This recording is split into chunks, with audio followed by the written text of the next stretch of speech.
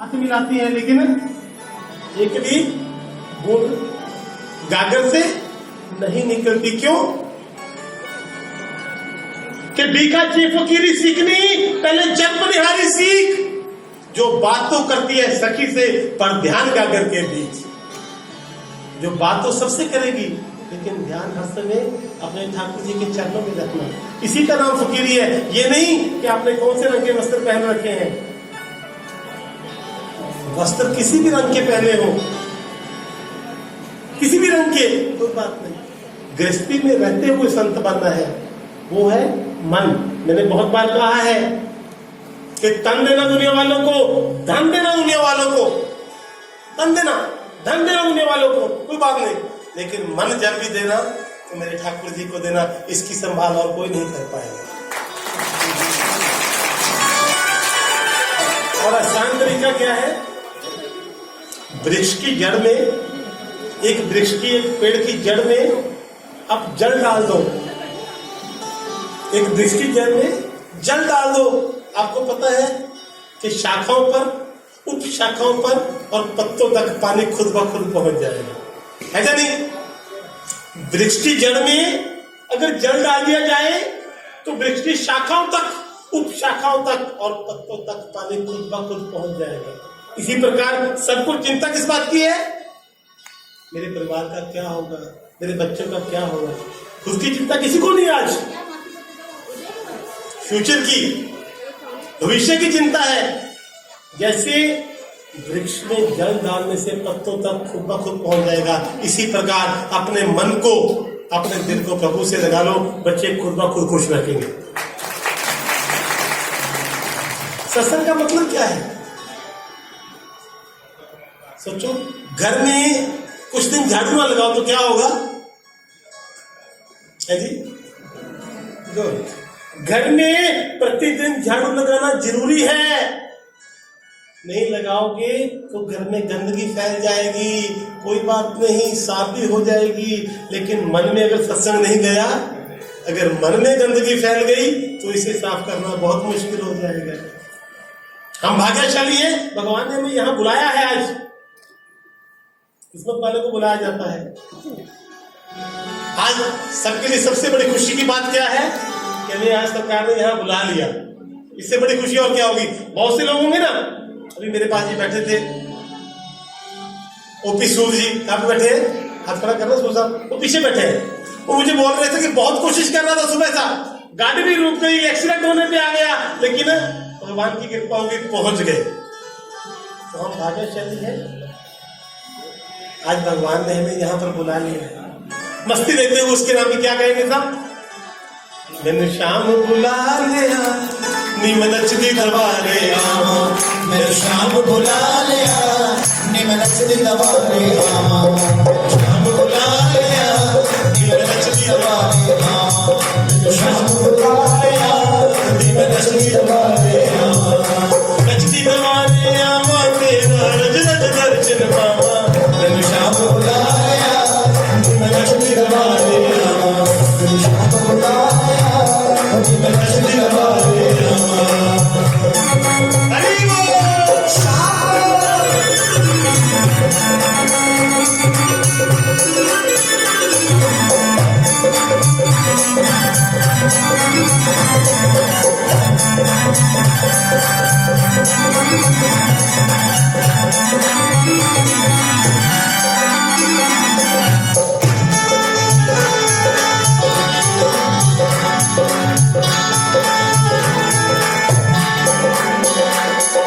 श्याम प्रेम विच चली होके दुनियादारी बोली, शाम प्रेम विच चली होके दुनियादारी भुल्ली, मैं श्याम प्रेम विच चली होके दुनियादारी बोली, शाम प्रेम विच चली होके दुनियादारी भुल्ली, शाम सलोना पाके सखियो किस्मत मेरी खुली, शाम सलोना पाके सखियो किस्मत मेरी खुली, सुबह शाम में दर्शन करके हरदम शुक्र मनावा। मैंने शाम बुला लिया, नीम नचदी दरबारे आमा, मैंने शाम बुला लिया, नीम नचदी दरबारे आमा, नचदी दरबारे आमा, तेरा रज रज दर्शन पावा।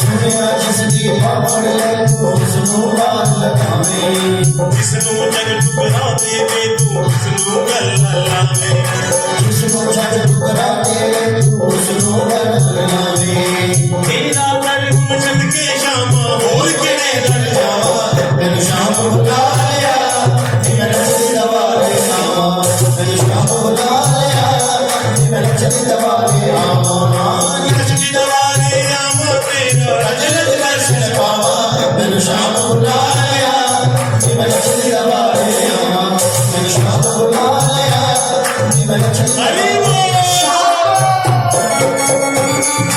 दोनों हाथ उठाकर ताली बजाते हुए हरि राम की मस्ती लूटते हुए हरि बोल।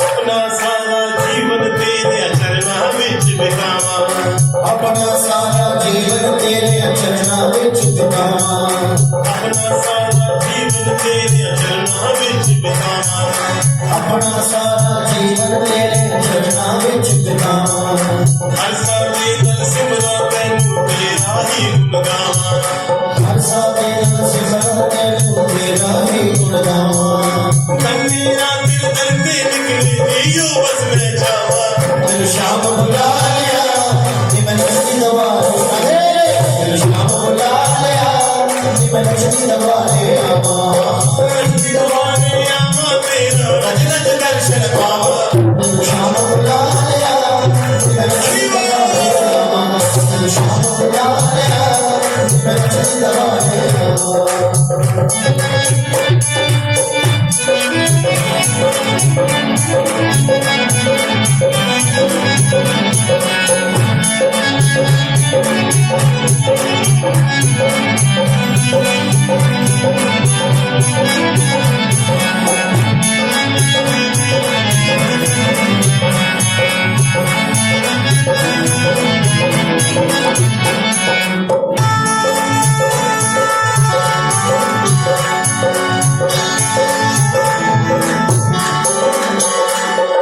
श्याम मेरा दुनिया का प्यारा वृंदावन विच बसदा शाम मेरा दुनिया का प्यारा वृंदावन विच बसदा श्याम मेरा दुनिया का प्यारा प्रेम ताम विच बसदा शाम मेरा दुनिया का प्यारा प्रेम ताम विच बसदा प्रेम ताम विच तारन हारा हर कोई मैनू दसदा प्रेम ताम विच तारन हारा हर कोई मैनू दसदा प्रेम ताम दी लैके तूली मस्तक दे गल लावा मैनू शाम बुला लिया मैं नचली दवाले आवा मैनू शाम बुला लिया मैं नचली दवाले आवा नचदी दवाले आवा तेरा रजत दर्शन पावा मैनू शाम बुला लिया मैं नचली दवाले आवा मैनू शाम बुला लिया मैं नचली दवाले आवा मैनू शाम बुला लिया मैं नचली दवाले आवा मैनू शाम बुला लिया मैं नचली दवाले आवा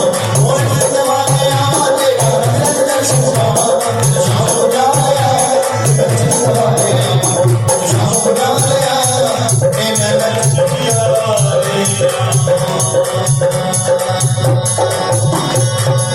मेरे वृंदावन बिहारी की जय जोड़ी सरकार की जय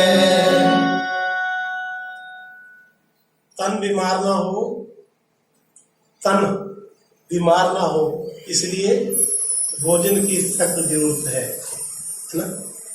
तन बीमार ना हो इसलिए भोजन की जरूरत है, और मन बीमार ना हो इसलिए भजन की जरूरत है।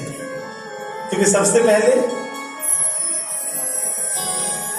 तन यहां पर रहेगा, भगवान के पास क्या मिलेगा? मन। जो चीज भगवान को पेश करनी है पहले उसे शुद्ध करो। और इस दुनिया में रहते हुए भी मन का शुद्ध होना जरूरी है, तन का नहीं। मन में भगवान जरूरी है, तन कुछ भी करता रहे। एक बादशाह शिकार के लिए निकले। आज की बात की शुरुआत एक प्रसंग से करते हैं। एक बादशाह शिकार के लिए जंगल में निकले। जाते जाते जंगल में क्या देखा? दूर जंगल में एक योगी का डेरा था।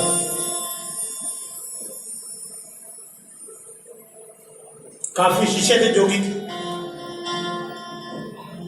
बादशाह ने अपना घोड़ा रोका, घोड़े से उतरे और योगी के आश्रम में चले गए। योगी को प्रणाम किया, उचित सम्मान पाया और वहां पर बैठ गए। बादशाह को उस योगी के आश्रम में इतना अच्छा लगा कि रूटीन में प्रतिदिन आना जाना शुरू हो गया। इतना प्रेम हो गया योगी के साथ बादशाह का कि अब राजमहल में कोई भी निर्णय लेना हो पड़ा तो उसने हर फैसले में योगी की सलाह ली जाती थी। कोई भी काम क्यों ना हो राजमहल का, लेकिन जैसा जमाना आ जाए वैसे पहले भी बहुत कुछ था।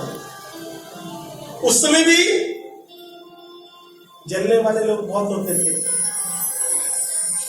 जब से बादशाह ने योगी की सलाह लेनी शुरू कर दी, उस समय से महामंत्री और सेनापति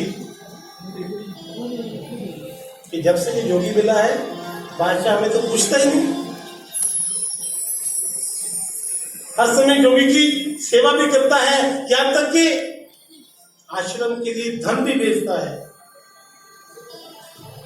महामंत्री और सेनापति चलने लगे।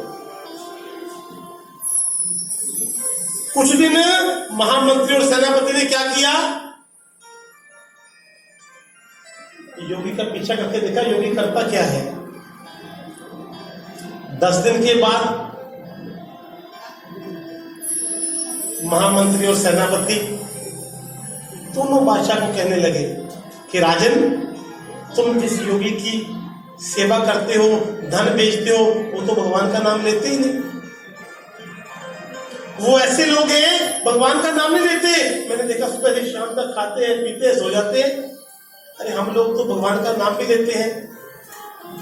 सेनापति कहने लगा, हम लोग तो भगवान का नाम भी लेते हैं। मैंने एक बार नहीं देखा कि योगी के शिष्य भगवान का नाम ले रहे हो। वो तो आराम से बैठे रहते हैं, पूरा दिन बातें करते हैं, कुछ करते ही नहीं। और तुम अपना धन योगी के आश्रम पर लुटाए जा रहे हो। भाइयों को भी लगा कि बात तो सही है, मैंने भी कभी भक्ति करते नहीं देखा इनको। शाम का समय था, बादशाह ने योगी को राजमहल में बुलाया। योगी राजमहल में आ गया। बादशाह ने पूछा, महाराज हमारे सेनापति को संदेह है, मुझे भी संदेह है कि आपके शिष्य को भक्ति तो करते ही नहीं, पूरा दिन खाते पीते सो गए, भक्ति किस समय की उन्होंने?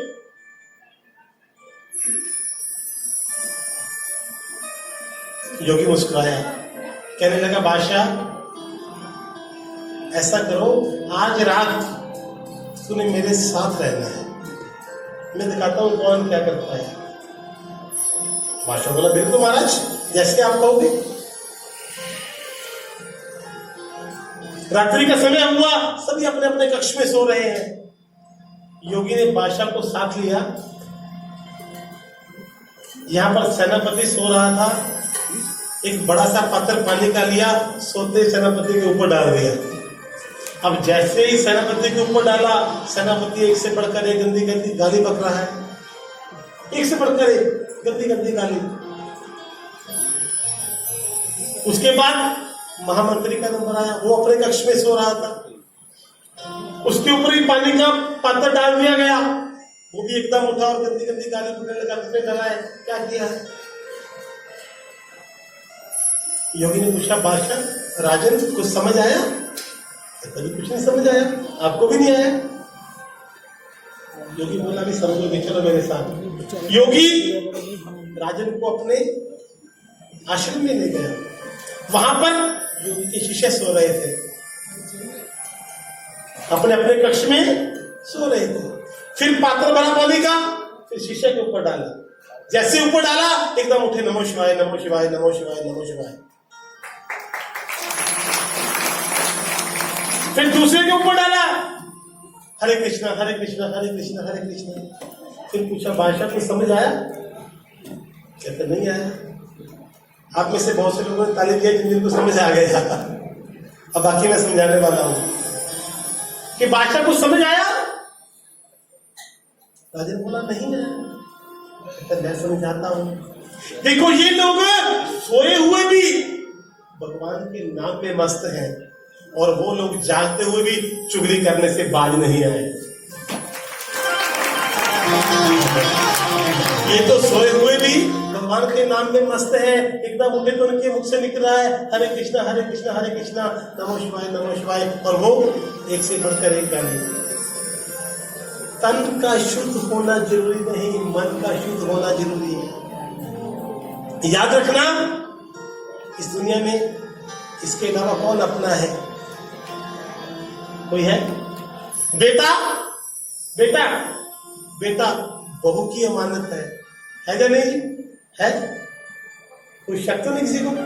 बेटा बहू की अमानत है, बेटी दामाद की अमानत है। बेटा बहू की अमानत है, बेटी दामाद की अमानत है, शरीर शमशान की अमानत है, शरीर शमशान की अमानत है, और जिंदगी मौत की अमानत है, और आत्मा परमात्मा की अमानत है। जो परमात्मा की अमानत है पहले उसे शुद्ध करना है, बाकी सब बाद में। कितना मस्त हो